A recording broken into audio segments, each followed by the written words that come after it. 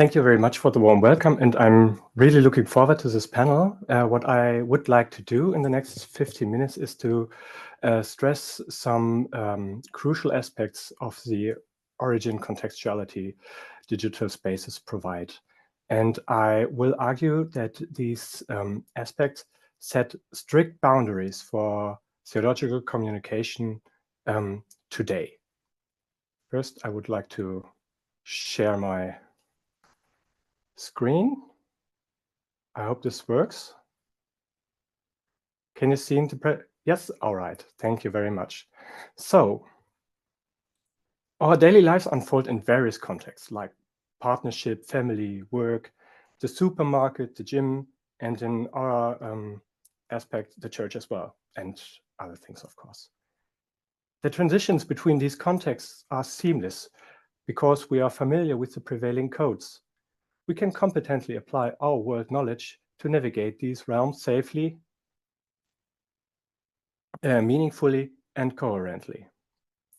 Dissonances arise when we do not master the code, such as during new experiences like visiting a bar for the first time, entering a courtroom maybe, or moving to a new environment. We must adapt to the codes of the new context and translate our previous experiences and categories. The spectrum between contexts range from complete translatability to utter untranslatability. Each context has its own grammar and semantics, which I refer to as functional logic. Epistemic configurations impact topological determinations. These interact with individuals and influence our thinking about the world and ourselves. These assumptions also apply to the digital space. But what is the specific signature of the digital realm, and how does it interact with humans? And how is this theologically relevant? The digital is ubiquitous and has become self-evident. As Eric Hurl states, we live entirely under technological conditions. This creates an impression of familiarity and kinship, as the term digital natives suggests. However, the functional logic of the digital realm reveals this perceived kinship as double alien. It manifests as Michel Foucault defines heterotopias, real, effective places that serve as countersites within society, simultaneously represented, contested, and inverted. These are places outside all places. Such other spaces have a system of openings and closures that isolate and permeate them. They are not readily accessible and require certain reads or permissions. One submits to the conditions of the semiosphere and its particular topologic. This mode is often subversive. Foucault describes heterotopias that appear open but conceal strange exclusions. Everyone can enter, but it is an illusion. One believes they are entering and is thus excluded. Let me first address the theological perspective. Theology inevitably finds its grounding in the realm of differences. God, the central theme of theology, appears in his world-transcending quality as the wholly other. The New Testament ways of speaking about God, as revealed through Jesus of Nazareth, are also broken by patterns of difference and negativity. The absolute cannot appear absolutely in history, but is accessible only through symbolic communication. The Church conveys its faith through signs embedded in an extensive web of relationships, spanning both temporal depth and spatial breadth. Linguistic signs are merely references, not identical to what they signify. There's a gap between the form of signs and the content, pointing to something that cannot be fully captured in signs. They refer to potentials beyond themselves. They carry an implicit reference to transcendence and are always subject to iconoclasm. This dialectic between proximity and distance is essential, as too much closeness leads to blurriness and stifles the dialectic. The tension between proximity and distance gives signs their vitality. Images and symbols do not originate from a complete object, but symbolically indicate relationships where something becomes present without being identical. They are secondary phenomena that provide both a model of reality and a model for reality. Their meaning lies in the live world they present. Symbols bridge both intelligible and material realms of reality. They are boundary crossers, bringing different realms of reality into contact. Therefore, symbols are a practice of truth, weaving a web of relationship and uncovering communication paths between things. Relationships make things true. Truth means connection, relationship, and proximity. Intensive relationships give things their reality. Their productive indeterminacy points to a content that cannot be fixed. The question remains, how is meaningful communication of God possible in our reality? The Judeo-Christian tradition is deeply influenced by the idea that God can only be known in mystery. This understanding expresses itself in images, stories, and symbols that manifest God in history by critically questioning every concept. This historical dimension also applies to anthropological questions, if you might think of Ernst Cassirer and his term of the animus symbolicum, providing a common ground for anthropology and theology to be mutually accessible. The digital realm follows unique epistemic configurations. A catalyst for this development occurred with the emancipation of secular reason, propelled by mathematical and scientific rationalization strategies unfolding through numbers. This epistemic configuration shapes the formatting of secular society. Simultaneously, a new paradigm of world interpretation and a new cultural sphere emerged, today reflected in the horizon of digital transformation. A fundamental paradigm shift was initiated following the direction of subjectivist reason. Here, everything that is and could be is viewed from the human perspective as a field for one's subjective goals and purposes. This shift leads to the via moderna. Consequently, humans increasingly perceive themselves as free, autonomous subjects beginning to reshape the world according to their ideas and desires. Sciences, based primarily on experience and the technologies developed from it, assist in this transformation. Secular consciousness of freedom unfolds in a mathematical scientific mode, creating a dynamic of instrumental reason for mastering the world. Reality shrinks to immanence, turning attention to the material conditions of existence. This requires new sciences and methods that accommodate the changed human disposition. This development follows a materialist positivist mindset in line with Auguste Comte. This form of rationalization shapes society and influences human practices, self-conceptions, and forms of action. Humans become integrated into the logic of the machine, shaping the cultural environment in this manner. A fitting example is Fordism, which introduced a rational order system into automobile production. This has anthropological repercussions as the organic must be subordinated to technology.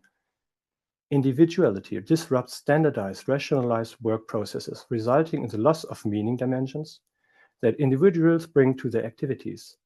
It is also an elaborate attempt to mold the rational human. This form of rational design, which extended to all areas of life, has recently been described with the term social engineering. The term originated with William Tolman in 1909 and interprets these rationalization methods as guides for self-rationalization. The scientific and rational reorganization of households followed a simple principle. The new human was surrounded by technology in all areas of life, handling it naturally, acting objectively and functionally. The arrangement of rooms in an apartment and the integration of technical objects followed a script or configuration. These constellations contained instructions to configure the behavior of residents or users. Naturalism emerges from the same historical foundation, namely the persuasive power of scientific procedures during the so-called scientific revolution. Its methods, quantitative measurement, controlled repeatable experiments, and mathematical modeling were applied to increasingly more phenomena, both natural and supernatural, exploring them with greater accuracy and depth. Thus, natural and supernatural phenomena could be intellectually contained and mastered. The disenchantment of the world, as described by Friedrich Schiller and Max Scheler, is part of this development. There are no mysteries in the sense of negativity. Everything is present. Erich Hörl precisely captures the course of this development. It is these technological object cultures with which we are coupled, disrupting the sovereignty and control of the meaning-giving transcendental subject. Initially, this was a reading and writing, literate subject, later a subject that directly incorporated the technical media conditions of its experience and meaning production into subjective synthesis. Technological object cultures, however, increasingly operate by bypassing this process entirely. This not only overturns the specific media technical transcendental operating system, but also ultimately disrupts the entire significant culture centered on the hermeneutic subjectivity type. Consequently, an informatization of culture occurs, addressing and solving problems mathematically executed as a finite chain of steps in binary coding. Human thinking is then understood by analogy to the computer as an information processing process. Due to the significant influence of cybernetics, especially through Norbert Wiener, both aspects are defined as informational theoretical systems, eliminating the remaining distinction between humans and machines. Subsequently, information becomes the key concept in other sciences. Significant contributions initially come from Claude Shannon and Warren Weaver with their information theory, a branch of stochastic processes dealing with the conditions of technical message transmission. From here, the concept of the information society derives, understood mathematically and statistically. Second-order cybernetics, focusing on system changes, treats information as the fundamental concept of all self-organization and learning processes. Thus, humans are ultimately formalized and mathematized on the level of reason through the concept of information.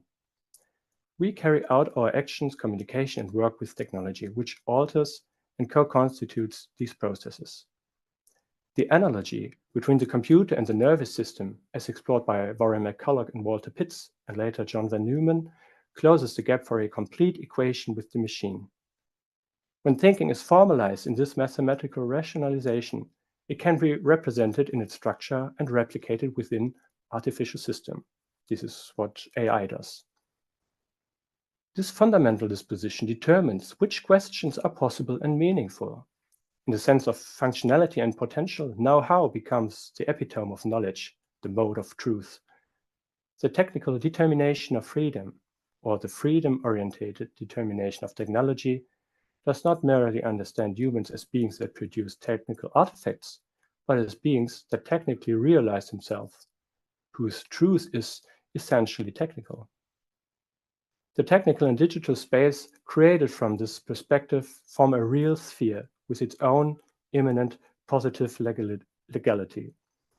This state is condensed in the concept of recursivity, I would guess. Thus, the signature of the digital space can be summarized: positivist, informational, binary coded, and recursive. Especially concerning the first three aspects, it is evident that a fundamentally different functional logic exists, causing the articulation space of the other, and more so the wholly other, to disappear. I would like to illustrate this with an example from the Netflix adaptation of the book Spotify Untold by Sven Karlsson and Jonas Lehon Rufert. I'm sorry, no Norwegian or Swedish skills. It tells the story of the music streamer's rise from the perspective of various actors. The fourth episode focuses on the coder and begins with a short monologue I would like to quote. Code. It can be beautiful. When I learned my first programming language, I saw it was pure truth, no ambiguities, nothing to interpret or convey, simple, clear. And for me, It's part of my DNA. The world we live in is fragile, blurry. In the binary world, there's only 1 or 0. That is perfection. All you need is an idea, a dream, a longing for something, and then, slowly, one command after another, you create something new, something pure, something true that did not exist before. And it never lies. Something that doesn't pretend to be something else, a universe that emerges from nothing. You take the ugly, chaotic world we live in and make it perfect. The conditions for speaking of the Christian God as the holy other and as a mystery are diminishing in the digital realm, I would say. What forms of enculturation are needed to meaningfully ask about God and speak of God under these conditions? Thank you very much for your attention. Thank you very much for your presentation.